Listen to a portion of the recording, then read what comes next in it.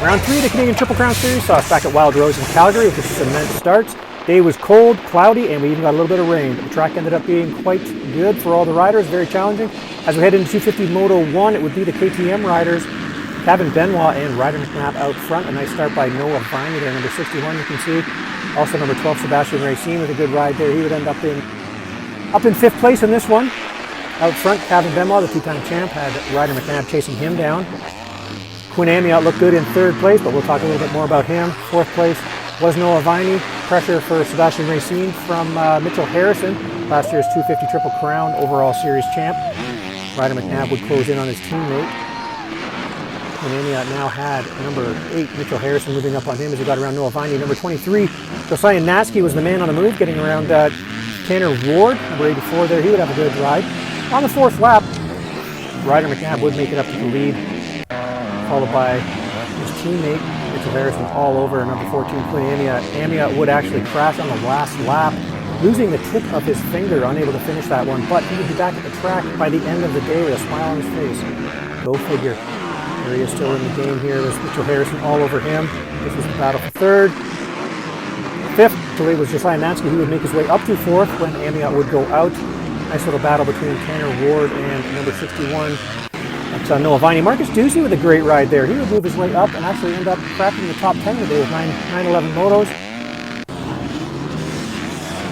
And still in at this point in the race, he had Josiah Natsky with the goggles off, moving his way up.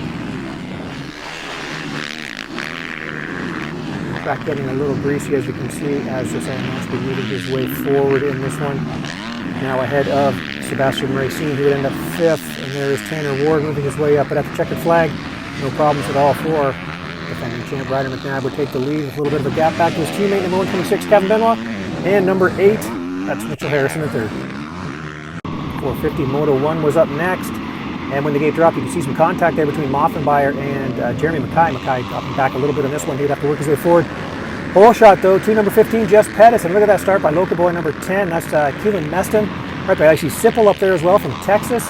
Nice start from Tyler Gibbs up there, the number 22. As the riders go, McKee goes down, collecting another rider with him. They would drop back obviously out front. It was Jess Pettis, the number 15 KTM rider. 2nd place, that is number 10, getting the cheers from the crowd. 3rd, Medallia. 4th, that's Daniel Elmore. But where was defending champ Dylan Wright? Mired back in the pack after troubles off the start. He would have to charge his way through the pack. Through the muddy conditions, not easy. Running laps much quicker than the others, up to 3 seconds faster. Oh, and a good day spoiled by number 22, Tyler Gibbs, as he would go down and drop a few places there, losing some space and time there. But up front, number 15, Jess Pettis making hay while the sun does not shine, but Medallia was 2nd. Up into 3rd, there is now getting around Meston. That was Sean Moffenbauer. Meston still hanging out, but he had Daniel Elmore all over him, the number 25. There is Andy Troots, the rider out of Belgium there. He would end up in 7th place in this one, as there is the defending champ, Dylan Wright, still forcing his way through, going towards the front of the pack. He would not stop in that position. Pettis out front, followed by Medallia. And then you can look at the different line options there. There's Sean Moffenbauer. Daniel Elmore looking good up there at this moment. But he had to look over his shoulder as Dylan Wright was not finished. He would keep moving his way forward, getting by Troops there. Great battle between Parker Eels and number 26, Julian Bennett. They went at the entire moto here, going back and forth. Obviously, you can see some goggle situations there for Parker Eels. Now Moffenbauer up on the rear wheel of Medallia. These two, we knew they were going to have a battle all summer long. But look at number 1 lurking in the back there in 4th place now, knowing he wanted to get up into 2nd. 2nd as good as a 1st in moto, of course. And now there he is, Dylan Wright up on that battle for 2nd place. He would get himself around Moffenbauer, and then Medallia would hold him off for a couple laps here, making it difficult for him to get around. And that would allow Moffenbauer to actually switch gears and actually go after, finding in some more speed and actually go after right to the flag in this one. Was Moffenbauer on Dylan Wright, but the win would be Jess Pettis, followed by Dylan Wright and closely by Sean Moffenbauer in 3rd. Tyler Medallia would take 4th, followed by local boy, that's number 10, Keelan Meston, looking good there in 5th place. Second 250 moto would start without number 19, Wyatt Kerr, as he would crash, hit the tunnel, and actually head to the hospital for repairs. He's actually through surgery and on the road to 100% recovery, so good to hear about that from him. But the whole shot would go to number 8, Mitchell Harrison.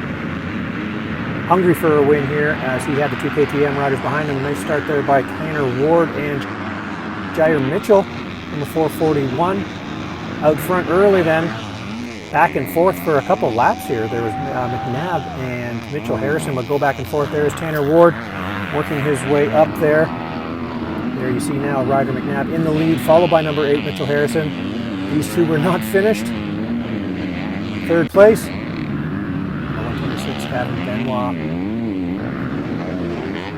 Behind them, Jair Mitchell still up there. He would have some troubles though and drop back, but he and Tanner Ward would go back and forth in this one. There once again, Josiah Natsky, one moving his way up, and now you can see Mitchell Harrison out front again.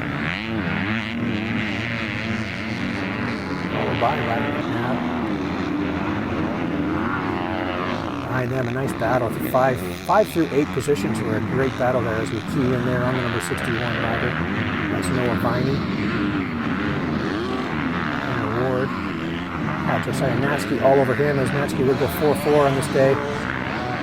Jair Mitchell would end up in 8th in this one, but actually the 2 front runners would go down. Mitchell Harrison went down, and then right behind him, Ryder McNabb would fall also and get up a little slower, allowing Harrison to get away. But Ryder McNabb would actually hold on to his position. And now you can see the real-time lead here. Mitchell Harrison out front, followed by Ryder McNabb there as they come out of the Shaw Valley. Number 126, Kevin Benoit, unable to capitalize on the mistakes of the leaders there. He was kind of alone in 3rd place. Now 4th is Josiah Natsky, as you can see also in Shaw Valley. Oh, a black flag for number 30, Tyler Yates, as a rare mistake there as he didn't have his helmet done up. Black flag for him. Win to Mitchell Harrison. There's a real-time look back to number 1, Ryder McNabb in 2nd, and 3rd to Kevin Benoit.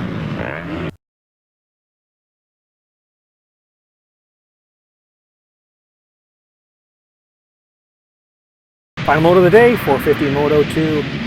Blasted out of the gate as they came around the first corner. Once again, it was number 15. Jess Pettis ahead of Medallia, but there was trouble in the back as Tyler Gibbs with a good start goes down and collects his former teammate, that's Daniel Elmore, and also the 2 of them, and you can see Jeremy Mackay having to cut across and take evasive actions. The 2 of them would have to charge through the pack from dead last. Out front, Jess Pettis, 2nd to Tyler Medallia. Better start this time for defending champ Dylan Wright. 4th place to Sean Moffenbauer early as these guys would separate themselves. And another good start from local boy Keelan Meston, Andy Troots, and a nice start by Julian Bennick, the number 26. He wouldn't have the greatest ending there. He would end up 15th in this one. Out front now you can see right away Dylan Wright starting to pressure Jess Pettis for the lead. 3rd Medallia, 4th to Moffenbauer. Andy Troots, we had Jeremy Mackay with a very solid day.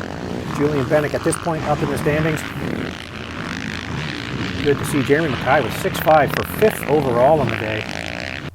Sean Moffenbauer, would this be the last time we see the rider out in the Western Swing? He was emotional up on the podium as he gets around Tyler Medallia.